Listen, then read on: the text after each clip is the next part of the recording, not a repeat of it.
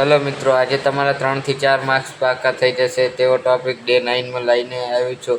આજે આપણે ડીપીએસપી વિશે વાત કરશું કે જેનો અર્થ થાય છે directive principles of state policy. મિત્રો, ફૂલ ફોર્મ પૂછાઈ શકે છે, ધ્યાન રાખો. 1 માર્ક્સમાં એમસીક્યુ આવી શકે છે કે ડીપીએસપીનું ફૂલ ફોર્મ અથવા ડીપીએસપી એટલે શું, તો કે રાજ્યની નીતિના નિર્દેશક તત્વો. આ બંધારણના અનુચ્છેદ 36 થી 51માં સમાવાયા છે. આ પણ ક્વેશ્ચન આવી શકે છે. આ તત્વો સરકારને કલ્યાણકારી રાજ્ય વેલફેર સ્ટેટ સ્થાપિત કરવા માર્ગદર્શન આપે છે. આ પણ મોસ્ટ આઈએમપી ક્વેશ્ચન. કોર્ટ દ્વારા અમલ કરાવી શકાતા નથી. આ પણ એક વાક્યમાં પૂછાઈ શકે છે. ભારતે આ વિચાર કયા દેશના બંધારણમાંથી લીધો છે, તો કે આયર્લેન્ડના બંધારણમાંથી. આ પણ ક્વેશ્ચન આવી શકે છે. તો તેનું મહત્વ શું છે, તો કે સામાજિક અને આર્થિક ન્યાય સ્થાપિત કરે છે, ગરીબી અને અસમાનતા ઘટાડવામાં મદદ કરે છે, કલ્યાણકારી રાજ્યની સ્થાપના કરે છે, સરકાર માટે નીતિ બનાવવાના માર્ગદર્શક સ્ત્રોત છે. તો મિત્રો, આ થયું એનું મહત્ત્વ અને તેનો અર્થ.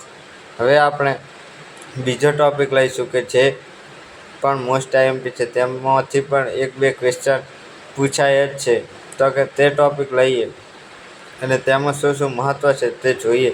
આ ડીપીએસપીનો પણ ક્વેશ્ચન આવી શકે, તેનું ધ્યાન રાખવું. હવે આપણે તેની વિશેષતાઓ ભણીશું. તો કે અનુચ્છેદ 36 થી 51માં સમાવાયા છે. કોર્ટ દ્વારા અમલ કરાવી શકાતા નથી. રાજ્ય માટે માર્ગદર્શક સિદ્ધાંતો છે. દેશના સામાજિક અને આર્થિક વિકાસ પર ભાર મૂકે છે. કલ્યાણકારી રાજ્ય સ્થાપવાનો ઉદ્દેશ્ય ધરાવે છે. નાગરિકોના જીવન સ્તર સુધારવાનો પ્રયત્ન કરે છે. તો આ થઈ ડીપીએસપીની વિશેષતાઓ કે ડીપીએસપીની વિશેષતાઓ શું છે. હવે આપણે આગળ જોઈશું કે ડીપીએસપીનું વર્ગીકરણ. તો 3 ટાઈપમાં થાય છે કે સમાજવાદી સિદ્ધાંતો, પછી ગાંધીવાદી સિદ્ધાંતો અને ઉદાર બૌદ્ધિક સિદ્ધાંતો. આ 3 રીતે થાય છે. ડીપીએસપી એટલે કે directive principles of state policy ને તેના વિચારો અને ઉદ્દેશ્યોના આધારે મુખ્ય 3 વિભાગમાં વર્ગીકૃત કરવામાં આવ્યા છે. પહેલો છે સમાજવાદી સિદ્ધાંત, સોશિયાલિસ્ટ પ્રિન્સિપલ્સ. તો કે ઉદ્દેશ્ય શું, તો કે સામાજિક અને આર્થિક સમાનતા સ્થાપિત કરવા અને દરેકને યોગ્ય જીવન ધોરણ પ્રદાન કરવું. મુખ્ય બિંદુઓ કયા, તો કે આ સિદ્ધાંતો સમાજમાં આર્થિક અસમાનતા ઘટાડે છે, ગરીબી દૂર કરે છે અને દરેકને રોજગાર, શિક્ષણ, આરોગ્ય અને માનવ જીવનની સુવિધા મળે તે માટે માર્ગદર્શન આપે છે. તો સમાજવાદી સિદ્ધાંતોમાં મહત્ત્વના અનુચ્છેદ કયા, તો અનુચ્છેદ 38 તો કે સામાજિક વ્યવસ્થા અને ન્યાય, અનુચ્છેદ 39 તો કે સમાન આર્થિક તકો અને સંપત્તિનું સમવિતરણ. મિત્રો, ક્વેશ્ચન પૂછાઈ શકે છે 39, અનુચ્છેદ 39 અને અનુચ્છેદ 39A એટલે ધ્યાન રાખો. 39A તો કે ન્યાય માટે સમાન તક અને મફત કાનૂની સહાય.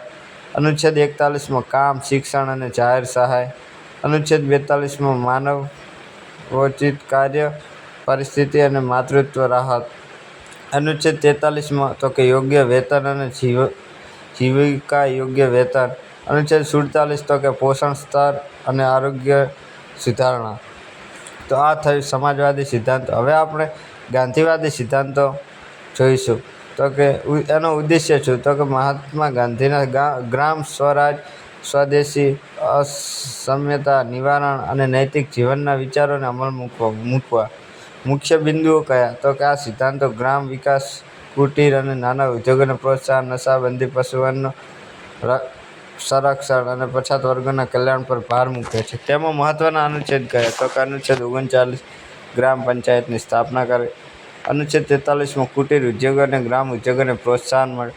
અનુચ્છેદ 46માં અનુસૂચિત જાતિઓ, જનજાતિઓ અને નબળા વર્ગીયનું શૈક્ષણિક અને આર્થિક હિત સંરક્ષણ.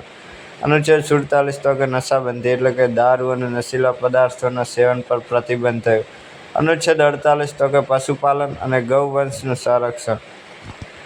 હવે ઉદાર બૌદ્ધિક સિદ્ધાંતો, તો કે લિબરલ ઇન્ટેલેક્ચુઅલ પ્રિન્સિપલ્સ. તો કે ઉદ્દેશ્ય શું, આધુનિક લોકશાહી મૂલ્યો, વિજ્ઞાન પ્રતિ શિક્ષણ, પર્યાવરણ સંરક્ષણ અને આંતરરાષ્ટ્રીય શાંતિને પ્રોત્સાહન આપવું. તેનો મુખ્ય બિંદુ કયો, તો કે આ સિદ્ધાંતો વ્યક્તિની સ્વતંત્રતા, સમાનતા, ન્યાય, શિક્ષણ, પર્યાવરણ અને વૈશ્વિક શાંતિ જેવા ઉદાર અને બૌદ્ધિક મૂલ્યોને મજબૂત કરે છે. તો કે તેના મહત્ત્વના અનુચ્છેદ કયા, અનુચ્છેદ 44 તો કે સમાન નાગરિક સંહિતા, અનુચ્છેદ 45 તો કે બાળ શિક્ષણ, 6 થી 14 વર્ષ વય સુધીના વિદ્યાર્થીઓ ફી વગર શિક્ષણ લઈ શકે તેના માટેનો અનુચ્છેદ, અનુચ્છેદ 48A પર્યાવરણનું સંરક્ષણ અને સુધારણા, અનુચ્છેદ 49 તો કે રાષ્ટ્રીય મહત્વના સ્મારકો, સ્થળો અને વસ્તુઓનું સંરક્ષણ, અનુચ્છેદ 50 તો કે ન્યાયતંત્ર અને કાર્યપાલિકાને અલગ રાખવા, અને અનુચ્છેદ 51 તો કે આંતરરાષ્ટ્રીય શાંતિ સુરક્ષા, દેશો વચ્ચે ન્યાયસંગત સંબંધ.